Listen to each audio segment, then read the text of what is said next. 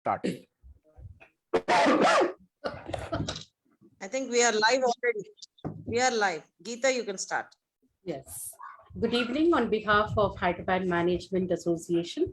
I'm Geeta Mallikarjunan, COO, and I welcome you all to the Young Leaders Program on a very interesting topic, 21st century work skills. Sorry. I think work skills keep on changing, and this century, Mr. Viivevk Verma will throw light on what is the changing scenario for us. It is a pleasure to welcome our MC members, advisors, past presidents, HMA members, the participants who are on this platform and also viewing us live, our convener for young leaders, Mr. Peddi Rajendra Krishna Prasad, Vice President, Mr. Ramchandar, our HMA Secretary, Dr. Ravi Kumar Jain, welcoming our speaker, as also my fellow president when we were in Rotary, Mr. Viivevk Verma. And last but not the least, I welcome our president, Ms. Kavita Rajesh, to take this meeting. Thank you, Geeta, for a warm introduction and a very good evening to one and all. And thank you, Viivevk, for accepting our invite. And skills is one that all of us do need at every walk of our life to be abreast of the new skills available. So you are doing amazing work in the startup ecosystem, which is really commendable and appreciable and motivating, because I've had a personal interaction with you about the ecosystem of startups, which I really was touched with your commitment towards that. Thank you for accepting from HMA. And as we know, Hyderabad Management Association is an organization since 1964 who felt the need for developing managerial. It started with the motto of developing the managerial skill among young executives and spreading the knowledge and message of professionalism among the practicing managers with involvement of academia and industry. We provide a platform, like we do lots of activities like the one what we are doing. We are connected with the professional, academician and management. We are connected with the management students to stay abreast of the contemporary management practices and even shaping the professionals and with their emerging challenges.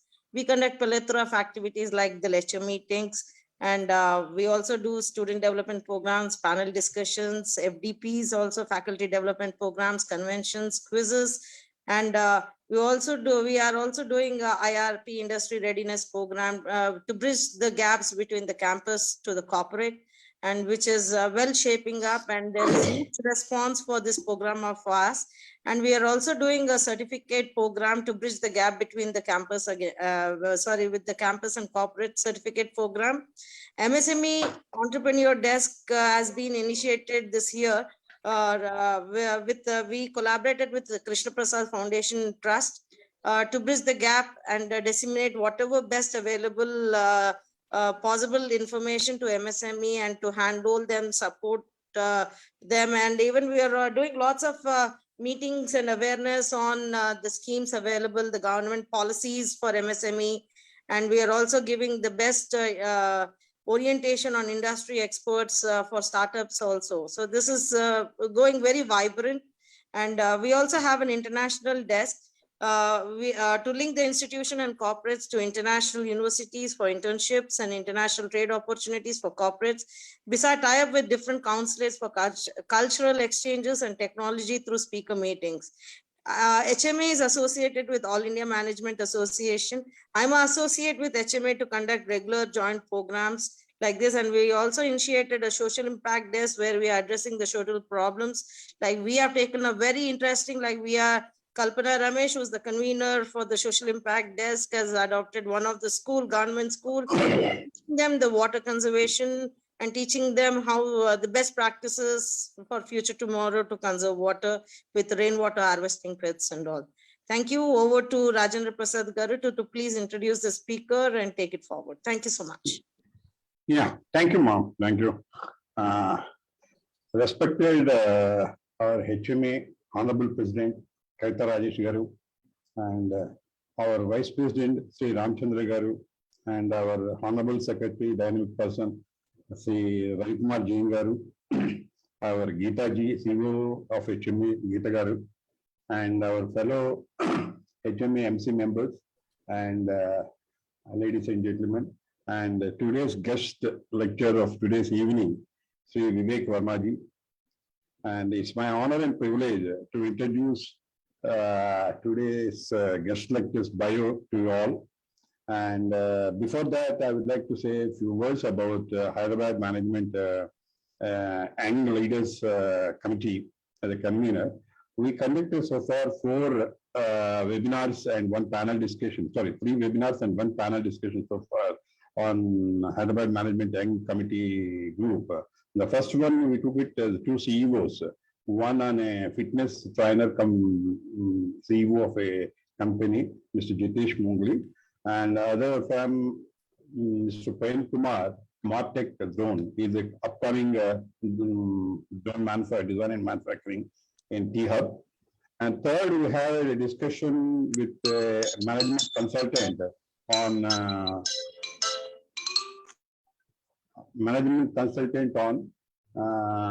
personality traits and an MD management technique tool. And fourth, we had a health chart with Dr. Sesh Babu Garu on COVID-3, actual Omicron. And today we had a fortunate enough, we had an eminent speaker, Sri Viivevk Vermaji, taking up a very interesting topic for the youth, the 21st century work skills. So I take a privilege in reading his bio for you all this moment. Yeah. Mr. Viivevk Vermaji is a TI Hyderabad chapter member and Chief Impact Officer and Recall Foundation. This is a Hyderabad-based foundation working with the waste management ecosystem, and is also a venture partner with Venture Catalyst, Venture Capital Firm. Viivevk Vermaji is also a mentor to multiple startups, an advisor to the brand, and a business strategic consultant. He served as a senior advisor to Telangana government focused on social innovation and impact in the past. Viivevk is considered a trusted leader and change agent with a superior track record of motivating people right from the grassroots level and taking subordinates into confidence for implementing new and innovative ideas. Is a columnist for the last 1 year for the Hans paper. And it's my privilege, again, welcoming you, sir, to take over the session. And the mic is yours now, sir. Vivek, before you start, I have a small announcement. Sorry, I forgot about it. Sure. And we on 4th of March, we have a very interesting collaboration with ISB and HMA together are doing an event, because most of them are members here of HMA. They can take the privilege of attending this.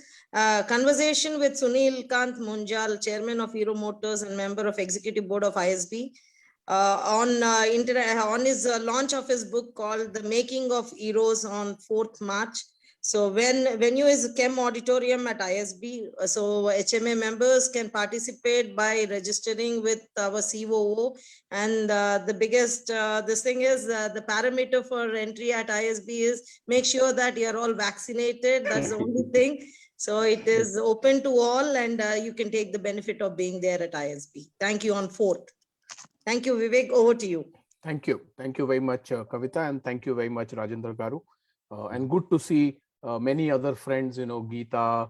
Good to also see Sanyasi Rao Garu. Good evening, sir. And many others who are, and I'm very, very glad that as I begin, we are at 120, 119 now, and I'm sure it will become 120 in a minute. So fantastic and good evening to all of you. And I only have one kind of deviation from what Rajendra and Kavita mentioned. This isn't a lecture. I'm going to just share some thoughts that I have probably over the next 20, 25, maybe 30 minutes. And I want to make it interactive thereafter, because I think one of the skills that I'm going to be talking about from a 21st century work requirements is our inquisitiveness, and what do we do to kind of quench that inquisitiveness. So I would very strongly suggest that if you have questions while I'm spending the first 20, 30 minutes with the slides I have, to put them in the chat, and I will pick them up from the chat after I've finished the slides, and we will spend some time more in the interactiveness of the queries you may have. And I'm really going to be talking today about 21st century work skills. And this is something which is a topic which I am very passionate about and very closely connected with, because in the past, I have seen, in that if we are not really prepared for the future that's coming, that itself becomes a major challenge for us. And the world today is changing so rapidly, and I can say it was changing very rapidly till 2 years ago, and I think in the last 2 years it's radically changed. And what I call the co-COVID world, I think things are completely changed, and to an extent that sometimes we wonder how they were done differently earlier, because we've got used to the new way of things in the last 2 years. And I coined this world of co-COVID because, in my view, for many of you who are thinking that the virus is going to go away and we are going to go back to the world as it existed before January 2020, I want to break your myth and tell you that we are never ever going back to the world which existed before January 2020. That world is a story we can tell some of the young ones who are here to our children. For most of us who are even younger, we can tell our grandchildren about those stories. But that's what it is going to be, that the world used to be like that once upon a time, and things have changed. I don't think entertainment is ever going to go back to PVRs or Cineplex, multiplexes where movies are watched. I don't think education is ever going back to 100% happening in school. I don't think transportation is ever going back to the way it used to be, and many more industries like that. So for those of them who were not prepared for changing rapidly, I think this has been a disaster. But for many who were very quick to adopt, this has been the boom period. And we were discussing a little while ago, I write an article every week, and I've been calling it that the Y2K created the IT industry in India, and which is obviously one of the biggest changes that happened in India, especially for the IT industry. I think the COVID or the co-COVID world will really see many more such industries where we are already seeing India emerge at the top. And I think the opportunity is phenomenal. But if that is the opportunity and that is what is happening, how are we going to be prepared for that is what I'm going to be spending some time on. So let me start sharing my screen. And like I said, I've put together some slides with some thoughts that I have around a topic which I call the 21st century work skills. And I think it is a very important topic because we should understand where is the world moving and what's the impact of that on skills. And then many of us here in this call as leaders are responsible for making a difference in terms of what our people are learning as skills. And many of the younger generation who's part of the call today should understand that where their focus should be. And I'll try and attempt to at least highlight a few of those things where if we can master what we are doing, then our future is a lot more assured and guaranteed if we don't do it. So, as Rajendra mentioned, I am someone who is passionate on the social impact side. And currently I work as a Chief Impact Officer with Recycle Foundation. We are working and doing a lot of work with what we call the Safai Sathis. Many times people mistake them to be rag pickers or waste collectors or, many other such names. And I start changing that language and philosophy because you and me are the ones who create the waste. And these are the people who actually are responsible for cleanliness. But unfortunately, as a world, we call them rag pickers or waste pickers, whereas actually the waste is being generated by us. So my responsibility at Recycle Foundation is to work with these maybe about 20 million Safai Sathis in the country, and how do we change their life because they are not financially included, they don't have access to insurance, they don't have access to bank accounts, Aadhaar, meals, and many more things like education for their children and all of that. So that's my daytime role. But I am quite connected in the impact space, and I'm very happy about what Kavita mentioned, because Kalpana Ramesh, who is leading the work with you, is also part of a society that I run as the president, which is called the Society for Advancement of Human Endeavor, or SAHI. which is where all of those water initiatives that Kalpana drives now were born. And we run our TEDx Hyderabad event through that, which also I run as a curator. But that's in terms of an introduction. The reason why I wanted to talk about this is to give you the perspective that what I am talking about is based on experience that I have gained over the last 35 years, and especially a couple of years where I worked on social innovation and social impact and the startup ecosystem. So let's start by kind of looking at what, the whole world is moving from what used to be called a learning curve or an adoption curve to what is being called as the adoption rocket. Today we are living in a world of what is called the self gratification, quick gratification. Gone are the days when we could say, that I join a new company, for the first few months, I can take time to learn, I can take time to adopt. So it's a whole world. And if you look at from a historical perspective, the way it's changing is, if you look at in the older technologies like telephone and a car, and even forget about a car which is a four-wheeler, even if you look at a two-wheeler, and recently we had the unfortunate event of Mr. Rahul Bajaj passing away, and I was reflecting on that, saying when I was growing up in my college days, you had to wait for roughly 10 to 12 years to get one of the scooters that Bajaj Auto manufactured, called the Bajaj Chetak. And very often you could get it only if you could get access to foreign currency. So those were technologies which were okay to take time.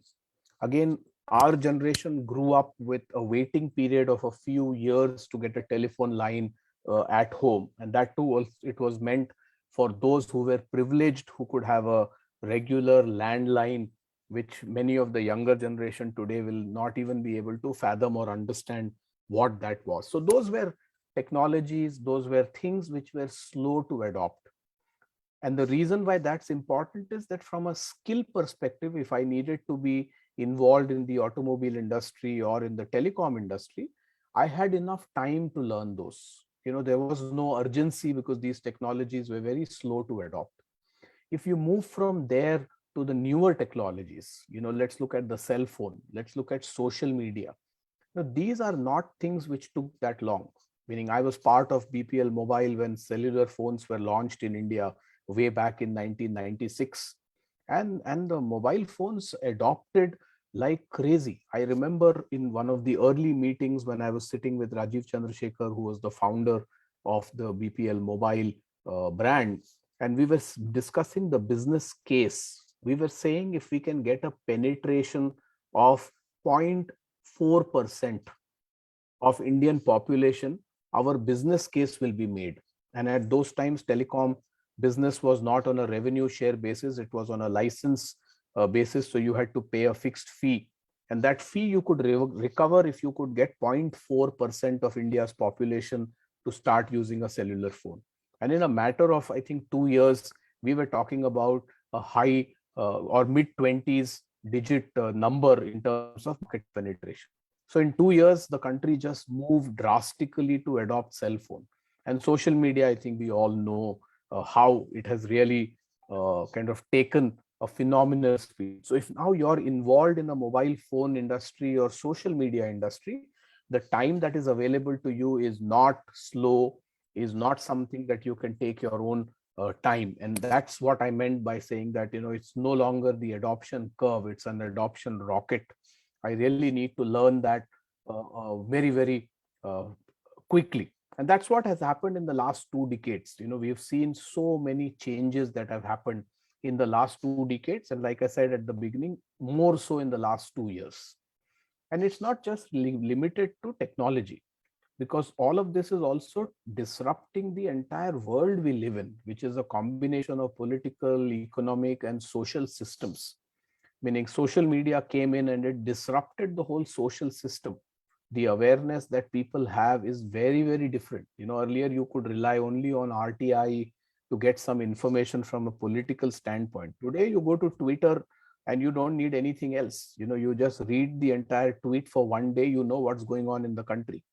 You don't need to be connected to anyone or anything like that. And similarly, economic direct, transfer of benefits to the social sector, to people who are, below poverty line or at the bottom of the pyramid. It's disrupted the whole system. And all of this is really fueling the learning that needs to be in a far more faster pace. So all I wanted to highlight on this slide is that the older method of taking some time to learn skills is no longer true. It is now you have to straight jump in and start swimming, or as they say, you have to hit the ground running. And that has changed the landscape to a very large extent.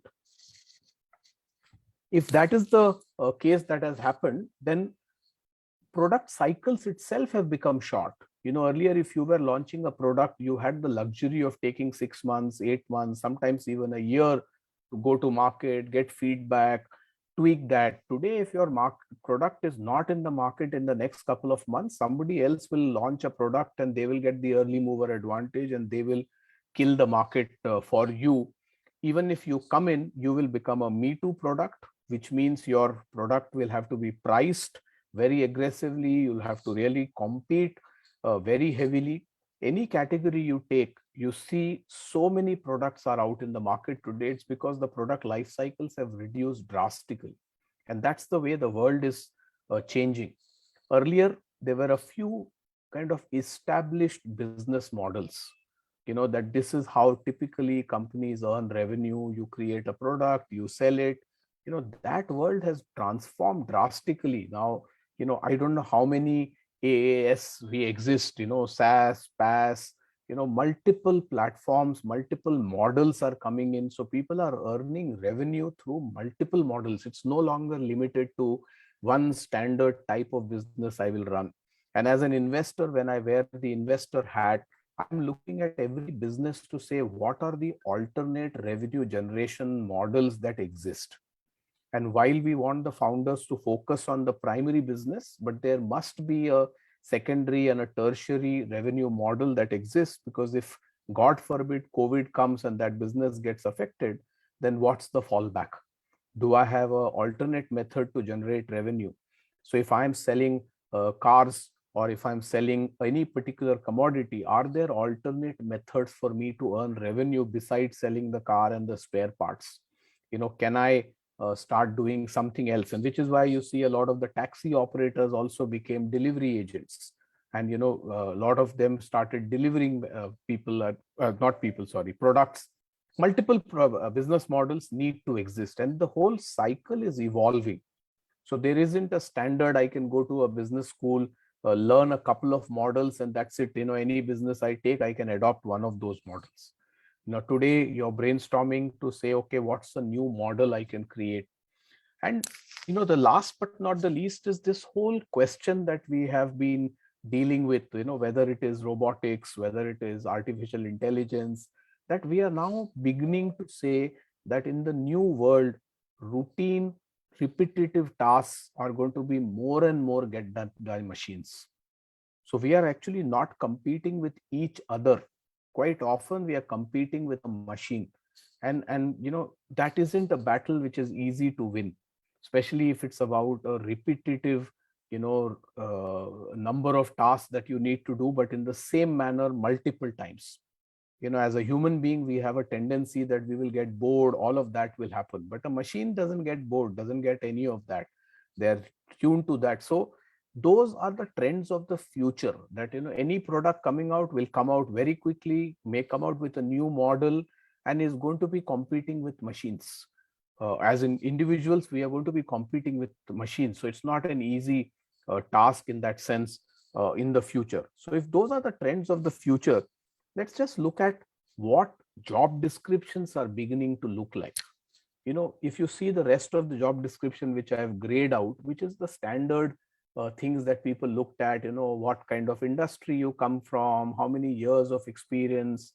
While that may still continue to be important, but the critical piece for a software engineer, for example, is to know how to creatively story tell.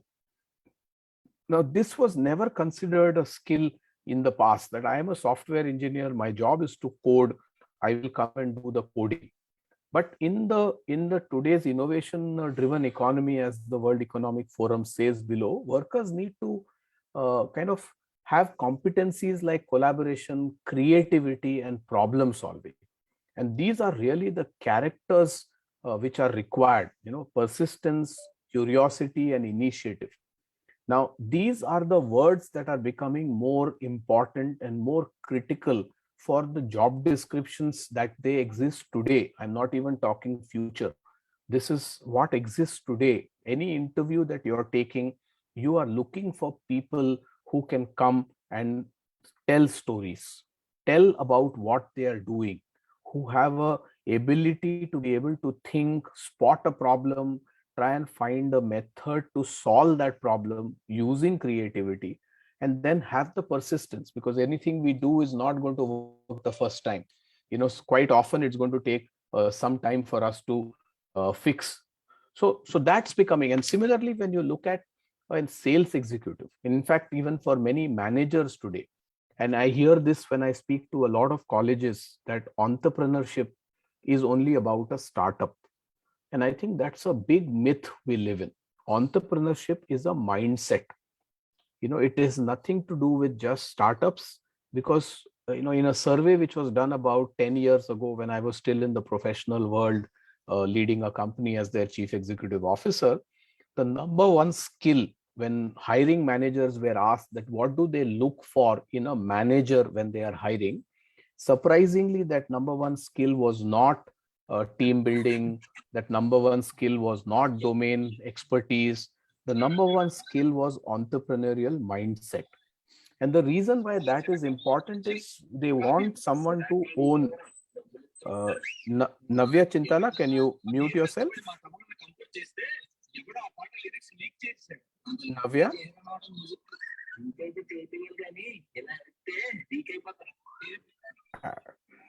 One moment, sir.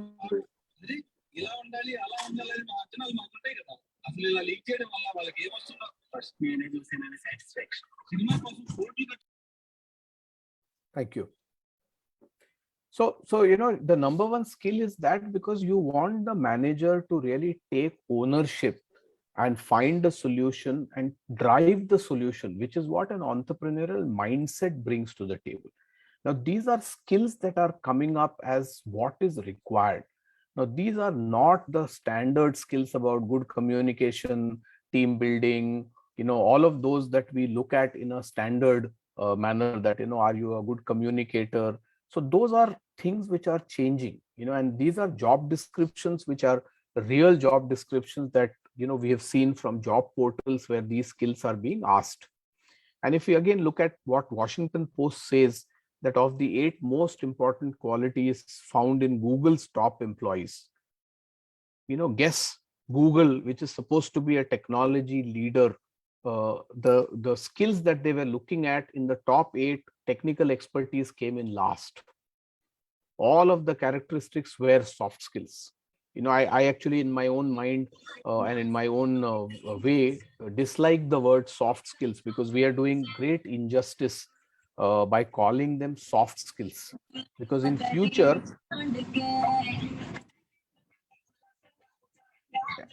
can I request everyone to just stay on mute unless you have some question or something that you want to ask of me? It will really help. Thank you. So it is about the fact that, it's no longer those standard skills that you are looking at. Those are things that you must have. But if you have to move beyond that, then it has to include these so-called soft skills, or skills which are about managing people, creativity, entrepreneurial mindset. And many of these are skills not taught in our formal education system.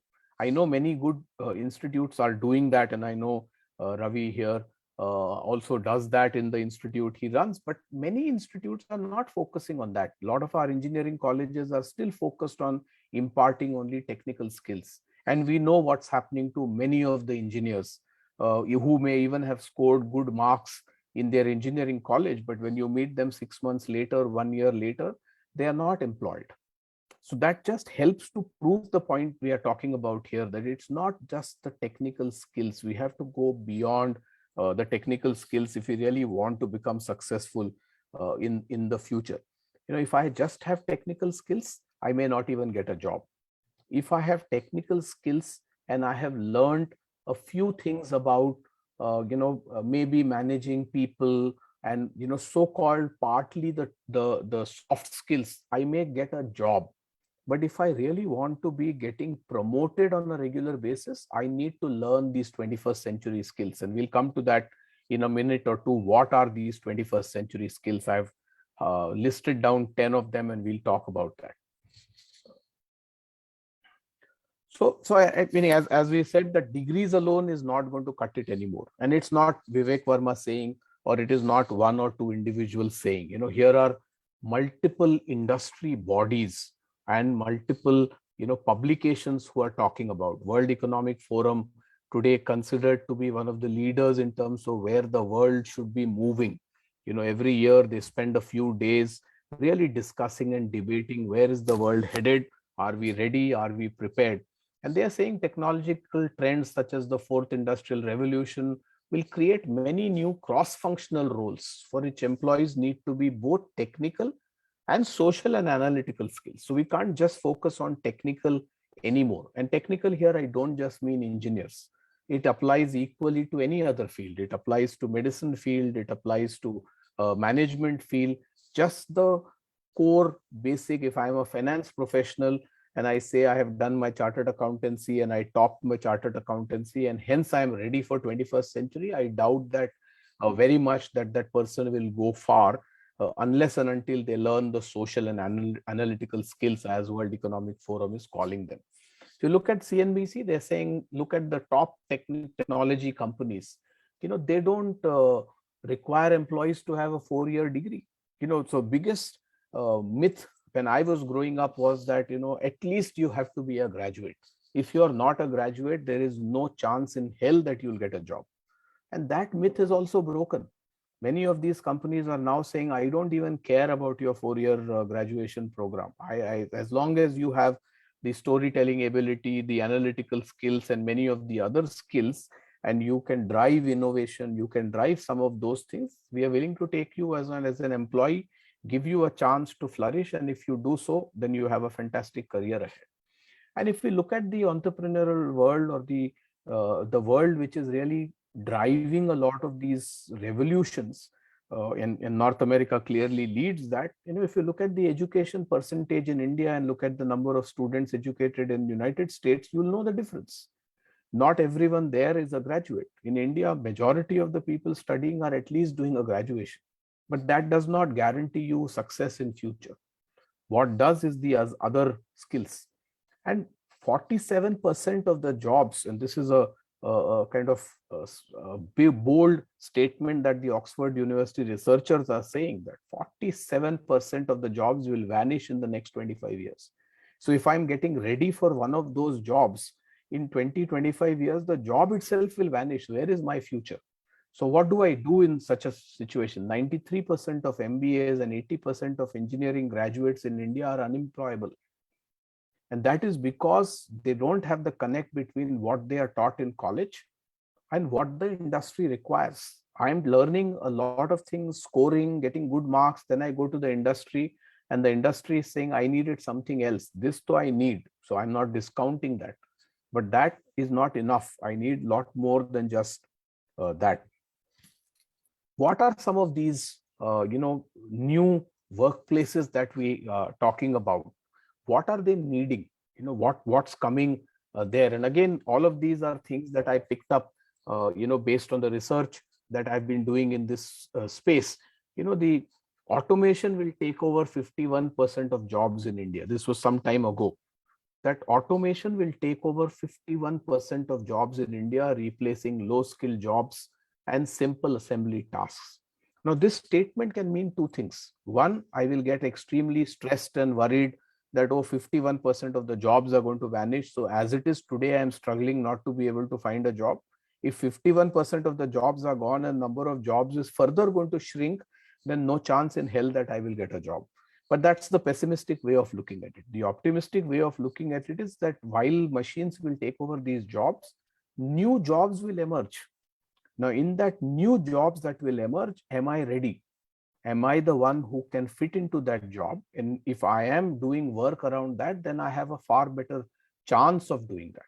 Similarly, a Times of India study said of the total workplaces, Uber laid off about 25%, Airbnb laid off 25%, Zomato laid off 13%. And why is that happening? Why is this high number of people getting laid off? These are not organizations, Uber or Airbnb or Zomato, who are not doing well. They are growing. It's just that the people today have a very high expectation on day one. Thanks to that adoption rocket that I talked about a little while ago, people are expected to come on board and start performing very, very quickly. That time window is gone. These venture funded companies, the venture capitalists, the investors are wanting return far quicker today than they were willing to do some time ago. So if you are not one of those employees who can start delivering very quickly, then you don't stand a chance in the long run. And for doing that, you need some skills. And that again is the ground I'm building here. The whole innovation is all technology led. The forces of technology and globalization continue to open new markets. Like I said, many new industries keep opening. COVID has opened so many new industries, and not just restricted to COVID. As the world is progressing, new industries are emerging. One of the greatest things that the COVID has done is that geographies have disappeared. Meaning today you can be talking to a global audience, you can be having a board member who is nothing to do in your geography, is joining you virtually. In practically every space, geography has changed. So anyone who was relying on a geography-based business, that business is going to have a very, very tough time. So new markets are going to open up, new business models which are going to come up, and new competition will open up. Earlier, if you wanted to do something in the United States, you needed to be there. Now there are enough businesses who run out of India and are competing with the best brands in the United States or Europe or any other market. So this geography-based things have changed. Technology has also enabled a lot more things to change in that sense. So technology is really, something which is driving innovation and vice versa. So what's the skill disruption that is happening? And here is where what I was talking about, that the countries and the functions, where this disruption is happening. And this is a slightly older study, but the concept still continues. And this, what they studied, actually surpassed what happened. Most of the places the disruption is happening not just in industries, but even if you look at the countries. So if you look at on the right side here, these are countries where things have drastically changed in the last 5-7 years. And that is the reason why these countries are really emerging to take number of jobs to a different level, is taking the innovation to a very different level. And if you look at the industries again, fintech, mobility, infrastructure, these are again places where the disruption has been very, very rapid and very high.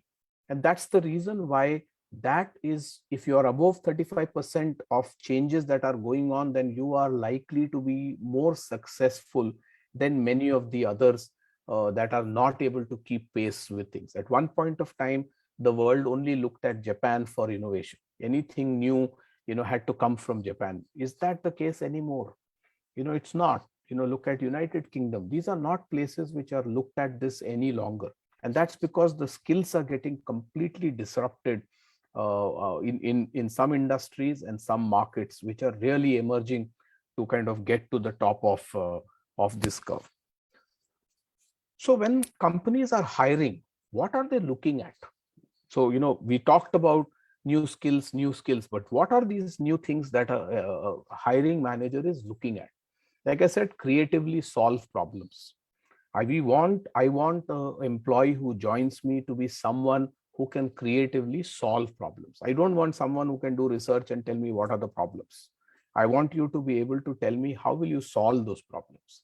And once you have a solution, can you communicate powerfully about that? Can you go out and talk externally, internally to all stakeholders. So communication is becoming a very, very important parameter. 10 years ago, if I was a brilliant engineer who could design a good product, I could get away. Today, if I'm a brilliant engineer and I can't communicate, I have a very slim chance of succeeding, because that is a very important skill in today's world. We have to think beyond theories, rules, and processes. We can't be bound by what exists or what was the case yesterday. I have to be thinking out of the box. I have to be thinking about the future, which means many things are completely out of the box and they are beyond the theories or the rules or the processes as they exist today. So these shackles or these boundaries are no longer things that can hold me back. Does that mean I can go all over the place? No, I have to find a solution which is workable. I have to design a product which will work, but I'm not bound by these things anymore. Gone are the days of us being purely one function. I'm a finance person and I won't do anything else. I am a salesperson and I won't do anything else. I have to wear multiple hats and cannot be limited to what's there in the job description, especially in the startup world. If I am going to be a founder or I am going to be an employee in a startup world, I am from the proprietor to the peon, and not just because it's a resource crunch, but it's also because I can contribute and I can learn. So I can't be restricted to one area. I need to be multitasking. I need to think like an entrepreneur. That mindset that I talked about, that what's the problem, what's the solution, is it scalable, and is it monetizable? Because those are the four important things for anything in this world. What's the problem, what's the solution, is it scalable, and can I make money out of it? So that is what an entrepreneurial mindset brings, and we want more and more employees to be thinking like that. They need to display emotional intelligence. We are dealing with people, and that is a very important skill which didn't matter in my generation or in the earlier generations, but today it matters. I need to be able to talk to people. I can connect with people. I can work with people. I don't walk into a room and everyone else is switched off or put off, saying, oh, this man has come and now we can't work together. Can't work any longer. Collaborate with different teams. The whole world is moving towards a collaborative world. None of us, as I often say, none of us can claim to wear the Superman underwear and say, I can do everything. Those days are gone. We need to work with partners. We need to work with other teams when we are talking about cross-functional culture. So I need to be able to have the ability to do that. I should be able to take risks and take decisions. Not everything is going to go right, but do I have the ability to stand up for what I believe in, which translates into a decision? And then if I fail, I learn from that failure and I kind of move forward. Deliver results from day one. I already talked about it, that most organizations expect you to reduce the learning curve, really start hitting the ground running, and leverage networking skills to develop the business. Who all do you know? How can you connect that and see what the business 2 plus 2 is not 4 any longer? How can I make it 22? What can I do to really leverage all the connects I have? Where can I find suppliers? Where can I find customers? Where I can find partners? Where I can find collaborations? All the people I know. And that's where networking is becoming a very important skill.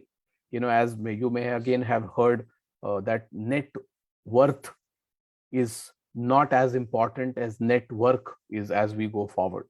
But just having a network is not enough. Can I leverage that network is a critical skill that I know 10,000 people on LinkedIn, but can I do something with these people? Do I know the ability to use these 10,000 people I know is a critical skill of what companies are looking at when they are hiring candidates. Now, and this is a little bit of the research, that what is the skills, like I said earlier, the 10 skills in my view, which are the top 10 skills that are the 21st century work skills, is the analytical thinking and innovation. How is my mind always analyzing, thinking, innovation? What can I do to do these things differently? How can I make it faster, cheaper, bigger? All of those things. How do I do that is going to become a very, very important skill. How is my learning, ability? can I actively learn, and do I understand how I can learn quickly? Because things will change. If I am not a fast learner, someone else who is going to move ahead of me. And it is a competitive world. Ultimately, it's a rat race. So someone is going to do that. So if I can do that better, that is a skill that will become a very, very advantageous skill going forward. Complex problem solving. I think I talked about it already, that problems have to be solved. Do I have the ability to solve those problems? Do I have the ability to do critical thinking and analysis? Critical thinking, how do I become a critique, not just of others but of myself? Because that is an important ability we need to bring. Creativity, I think we talked about. Leadership and social influence, how do I work with people? And leadership does not come from titles, leadership does not come from positions. Leadership will come from the initiative and the what I'm doing in terms of influencing people. Leader is a leader only when they have a follower. If I don't have followers, then I am not a leader. And that can't happen just because I have a title. That will happen when people start seeing you to be able to do that creatively, do that influencing them and taking that forward. Technology is a great enabler, but how do I use it to monitor, control, take things forward? I can't get driven by technology such that uh, how am I using technology? How is it becoming an enabling part? And how do I use it to monitor and control? What's it that I'm doing to really, as they say, ride the bull called technology? Technology design and programming, I think that is design thinking. What is it that we do with this technology? What is it that we do with this programming is a skill that will continue to be important going forward. Resilience, stress tolerance, and flexibility. This, in my view, is one of the most critical ones that we need to really look at and focus on. How resilient am I? Am I going to give up very easily? Am I someone who kind of hides away when there is a challenge? Or am I someone who's going to take the bull by the horn and say, okay, let's figure out what we need to do? What's my stress tolerance? Am I someone who will break easily?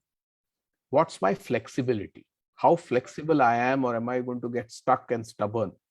And last but not the least is the reasoning and ideation. How well do I reason? And this reasoning is both in what I present or what is presented to me. So how am I reasoning it? And these skills are going to get are going to get used for problem solving, self-management, working with people, and technology use. Broadly, these 4 areas and these 10 skills. And this is the need of the future. This is where the 21st century work skills are. This is where we need to get prepared and move forward. And like I said, don't take my word for it. Here's again, like I said, leading people, organizations, that's what they're saying. Technical competence will not be enough. Accenture is saying for every single role, a combination of complex reasoning, creativity, socio-economic intelligence, lot of things are coming in. It's no longer just the simple method. As McKinsey Global Institute is saying, storytelling has been identified as one of the skill sets that will ensure never being out of a career. And as I mentioned earlier, I run TEDx Hyderabad, one of the greatest platforms for storytelling. The reason why it's so powerful and so strong is that there is great storytelling which is required. Each of these people are coming and telling us their story. If that story is not told, the rest of the world does not know. So this again kind of substantiates what we are talking about. Last 1 or 2 slides now, that the time which we need to build these new skills, 1 to 2 months for people, culture, content writing, sales, marketing skills. These times have now been brought down to 1 to 2 months. If I can't learn them in such short periods of time, then organizations may not have the patience for me anymore. Product development and data and AI skills, 2 to 3 months. Cloud computing, engineering skills, which are considered to be more complex, which earlier could take 1 or 2 years, no longer the case. If we don't get to them in 4 to 5 months, the organizations won't have the patience. And if we were to really look at the time to upskill and reskill, that is what we need to do today. And that will happen through a process where we frequently keep asking ourselves that, am I relevant? Are my skills relevant? Am I assessing myself and seeing if I'm there today or not there? And develop a continuous learning mindset. Am I learning on a daily basis? Because if I'm not, then very soon I'll become obsolete and I'll get thrown out. Am I flexible? Am I agile and curious? And like I said, the journey from being IQ, which is what the whole world used to look at a few years ago, it has moved to EQ and RQ. RQ is again still some more work needs to happen. But EQ is today a standard feature which most organizations are looking at. So that's the evolution for which we need to really upskill, reskill ourselves all the time. And last that I kind of end my presentation is that the illiterate of the 21st century will not be those who cannot read and write. That's how we have grown up saying that illiterate is somebody who can't read and write. But it is now moved to those who cannot learn, unlearn, and relearn. Learn, unlearn, and relearn. Because that's the life that's going to be. Whatever I learn today, in 2 years may not be relevant. So I have to unlearn it and I have to relearn it. Nothing is permanent. So I have to learn that cycle of learn, unlearn, relearn, learn, unlearn, relearn. And that's where the future lies. So that's my thoughts on the 21st century work skills. And thank you very much for giving me this opportunity. And I'm happy now to stop the presentation slides and take questions or take interaction. I see many comments. Let me try and go to those comments and kind of address them. But in the meantime, if any of you have a question or anything that you do want to talk, feel free to either unmute and ask me or put it in the chat window. Viivevk, can I ask? Shankar Venkat Krishnaprasad garu is our convener for international desk. He's going to ask some question. Sure, Hi, Viivevk. Mr. Shankar. Good evening, sir. Yeah. Good evening. How are you? I'm I good. just How, want sir? to check when you talked of Safai, Safai Sathis. Safai Sathis. I was just thinking of Bindeshwar Pathak. Are you actually connected with him in some way? His foundation, the Not really. Shauchalays? Not really. But if something you can help me connect, I'll be very happy to understand the work and do that. I have heard the name, but I am not connected or I haven't really this thing. Yeah. Bindeshwar Yeah. Pathak is one of the guys who actually brought revolution in the toilets across the country. Mhm. And then they have established a lot of places where pay while you use and all that. Correct. The Mumbai model also of the Okay. I forget the name. What is it called? Sulabh Shauchalay. Sulabh Shauchalay. Sulabh International is actually initiated by Bindeshwar Pathak. Okay. Fantastic. Anyways, So if I have a contact, I'll try and connect and then. Fantastic. And I will do my own search and see if I can find some connect. Like Sure. I said earlier that today networking is becoming a very, very important skill. And between you and me, we know there is seven levels of separation. If we can bring that seven levels of separation to 3 or 2, then I think we have become a successful. So I'll try and also find a connect Fantastic. Yeah. myself. Thank you. Yeah. Sir, I think our past MC member, PDG Sanyasira, were going to ask. Yeah. Yes, Sir, Mr. unmute Sanyasira. yourself, sir. You have to Sanyasira, unmute. yourself. unmute. You're muted, Sir, Sanyasi Rao Garu. Sanyasira, unmute. Yes. Good morning. But initially you said there is a lot of changes for skills development, and whatever skills you have enunciated, explained is definitely they are needed. But some of the skills are needed for students. That's what we have to concentrate. Some of the soft skills needed for students, for 10th class students, intermediate students, MBA, that's also necessary. So I feel when you say these, whatever you said are very important.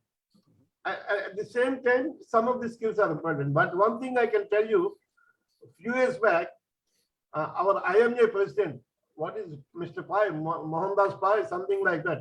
Yes. He spoke about disruptive automation.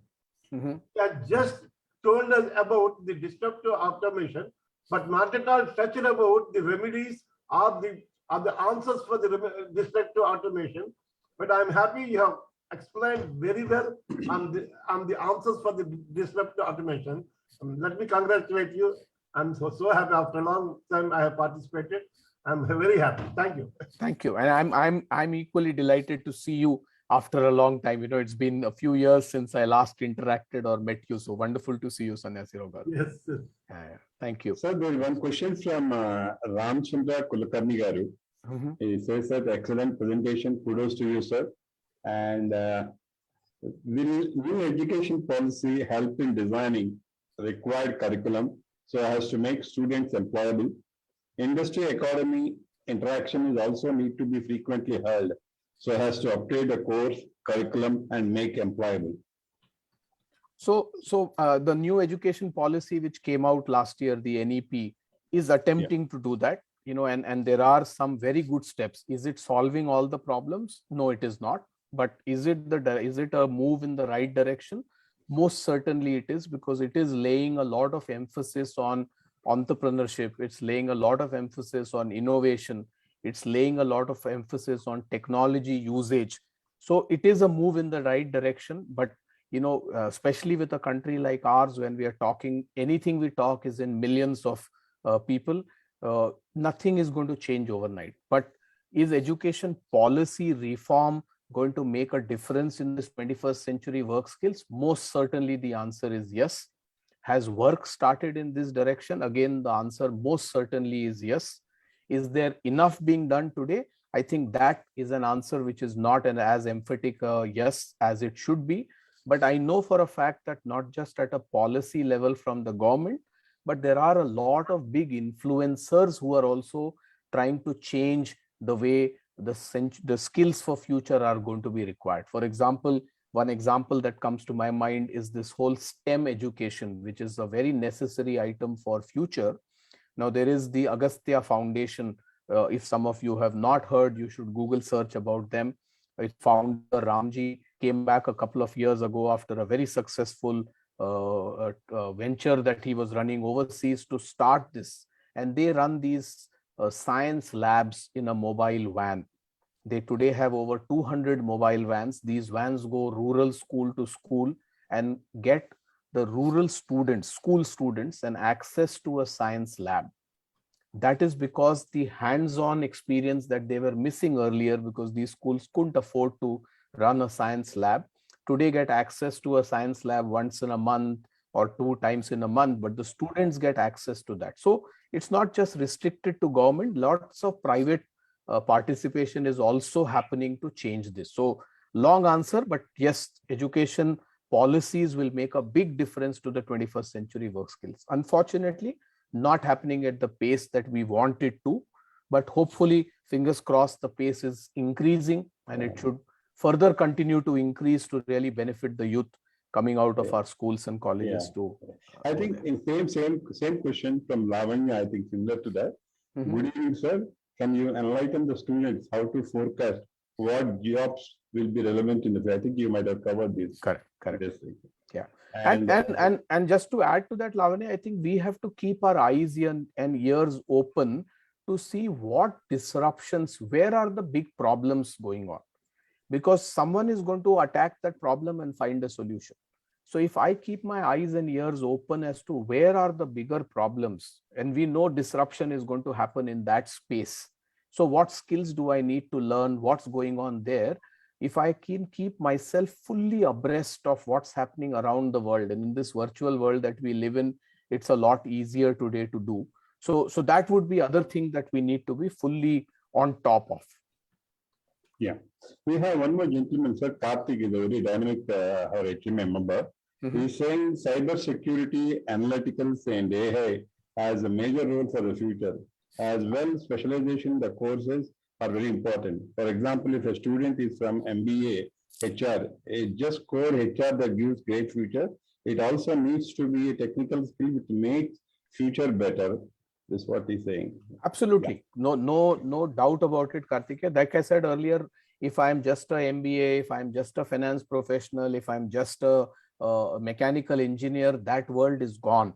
It is now about saying, what else can I add value? And absolutely, blockchain, cybersecurity, robotics, drone, these are places where a lot of the future is going to be. So if someone is thinking on those lines, we saw recently healthcare and drone technology. These came together to create such a revolution for medicine delivery, vaccine delivery, all of that happened during the last 2 years and is continuing to happen. And we are only scratching the surface of that industry even today. There is so much more to do. So how do we combine these things? How do we bring these things together is really where the future is going to be. Code pattern పెట్టిండు ఇప్పుడు మారుస్తాడు. Please mute your mics, and what rightly said Mr. Vivek, and yesterday we were hearing to our aviation minister who was talking on IMA platform. He said in Dubai, drone cycles have been drawn for police to patrol in air. Correct. So the future is bright for technology aspect of it. So as you said, integration and usage is very important. Correct. Sir? Absolutely. Rajendra Garu, any other questions that you want me to? I think a question in chat box above, sir. I think, Kaita ma'am, I think it's very good information. Yeah. Ravi Garu? Yes, Sir, yes. You're Yes, there. sir. Vivek Garu, it Yes. was overwhelming response from the chat. You can just see Yes. how the questions have been firing at you and you answering. So that is the kind of people are really enthusiastic about hearing to you. Thank you. And Ravi Garu, please. Yeah, I mean, that's what makes HMA what it is. And I've kind of known and I've had some friends in HMA for a few years. So I'm very delighted, absolutely wonderful job that you people are doing and you must continue to do. And in my view, organizations like you have a big role to play in this 21st century work skills and the transformation the world needs to do. And I'm very happy when Rajendra Garu spoke to me some time back that, how can we work with the youth to see that. More than happy. So thank you for inviting me, and over to you, Ravi. Yeah. Thank you. This is only the last pleasantries, that I am doing. Ravi, just a minute. I just have a question, Vivek. Yes, Geeta. Vivek, I just wanted to know, what do you think about the associations? Where is their place in the future?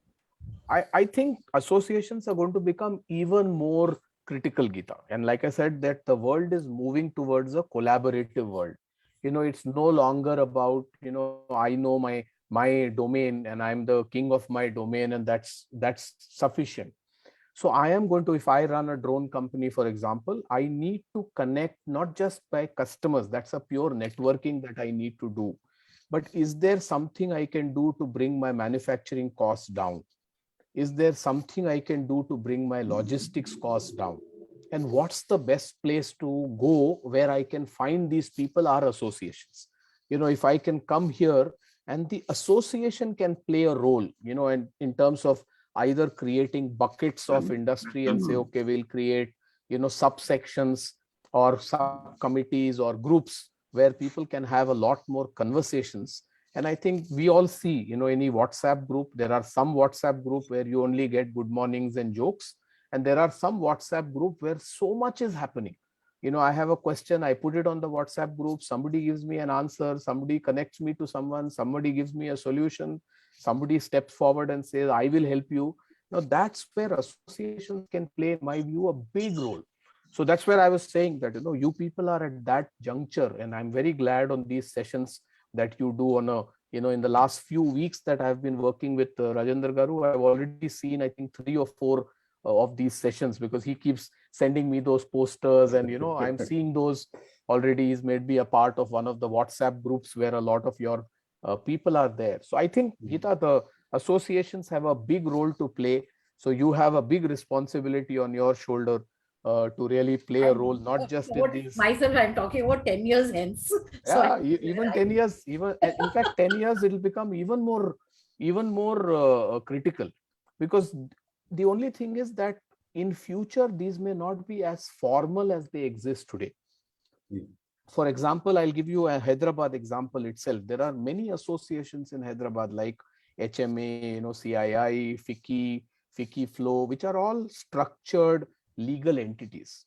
But there is also, and I know some of those members are here in this group also, there is also a WhatsApp group in Hyderabad called it stands for the Hyderabad Entrepreneurs. There is no legal entity. There is no body. There is no office bearers. There is nothing at all. But about 200 entrepreneurs, now I think it's about 230 entrepreneurs are part of a WhatsApp group. And that's all that is. We've been active for 4 years now. And this is a group great. which has no legal entity. It's just the founders and entrepreneurs from the city who have come together. And on that group, if you post a problem, example, I want to set up operations in Singapore. I will go to the group and I'll just write, I want to start operations in Singapore. In 20 minutes, I can write a encyclopedia on how to start an operation in Singapore. Because somebody would have come and said, this is what you need to do. This person will help you company formation. This person will help you accounting. This person will help you getting resources sorted, problem sorted. In half an hour, I got my answers. So only caveat, Geeta, will be that the form and shape of the associations itself may change. Today it is Hyderabad Management Association. Tomorrow it will become a global management association because it's virtual. So my members may come from Mexico, from Australia, from South America, from wherever else. So the geographical boundaries will go away and things like that. But you have a role to play. So Geeta, you're at the right place to make the changes and the difference. Yeah, she's doing a very good job on it. Yes, No, yes. no, we are happy to see Mr. this. She's always been doing. I've known Geeta Yeah, for yeah. the last many years, so she's always been doing wonderful work and work ahead of the Yeah, time. she's asset to us. Yeah. Mr. Viivevk, can you hear me, please? Hello. Yes, I can hear you. Yeah, my name is Burli. I'm working for Viivevk Systems as Vice President Marketing. The insight what you shared was very valuable. Mhm. And what do you think actually we have to start off now with academics, with most of the schools as well as intermediate as well as engineering colleges. Some amount of dimensions need to be derived from all these areas in incorporating into the syllabus.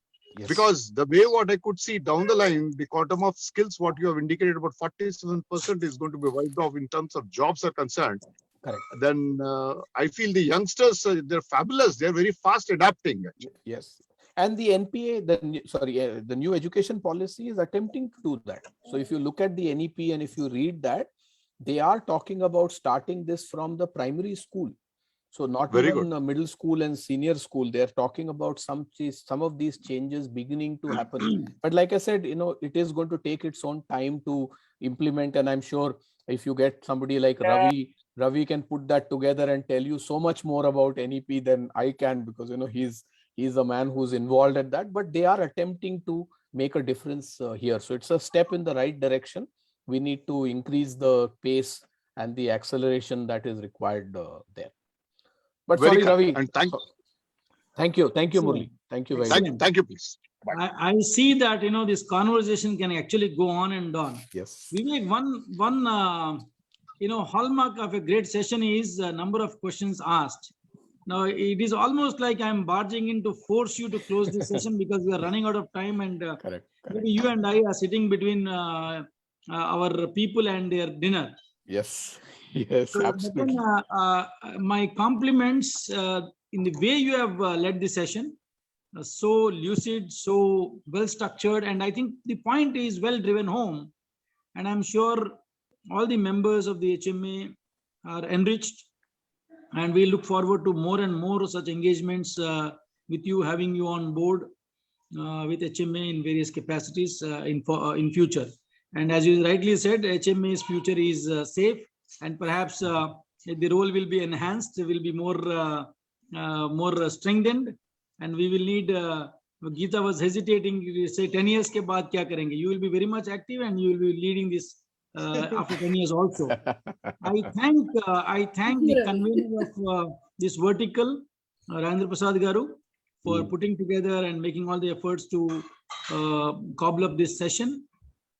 Thanks to the president, been always ever encouraging all of us, and Geeta for all the support. Geeta, Karthik, Brahmani, Geetanjali, and all the office bearers, and our vice president who brings in always some new ideas and new thoughts as to how do we make things better. Yeah. And all the participants, who came in big number. I think this is the second largest in terms of participation and attendance. We recently had one session with where we had a book discussion session by Gopalakrishnan and R. Srinivasan, both brothers. And then your session is well attended. Thanks to all the attendees, and thanks a lot, Vivek, for steering such a great session and a very pleasant evening. Thank you all once again. Thank you. See you Please Thank do you. enroll for the event Okay, at sir. ISB. Please, we look forward seeing all of you there at ISB too. All Thank the you. attendees, please note this, and if there is any confusion, call the office. They'll guide you about the event scheduled on 4th of March at ISB in collaboration with HMA. Yeah. Thank so you. much. Thank you. Namaskar to all. Good Thank night. you. Good night. Have a Good night, good and have a evening. wonderful evening. Yeah. Thank you. Govindaraj Garu, we have amongst us one of the very senior bankers, Sri Govindaraj Kandalagaru. Welcome, sir. He is a life member of HMI. Thank you, sir. Thank you for a Thank good you, thank you. participation. A great evening to all of you. Thank you. Thank you. Thank you. Thank you. Karthik, Yeah. on a count of 3, we can call off the session, please. Okay. Thank you so much. Good night. 1, Good night. 2, Good night. 3. Ending the meeting.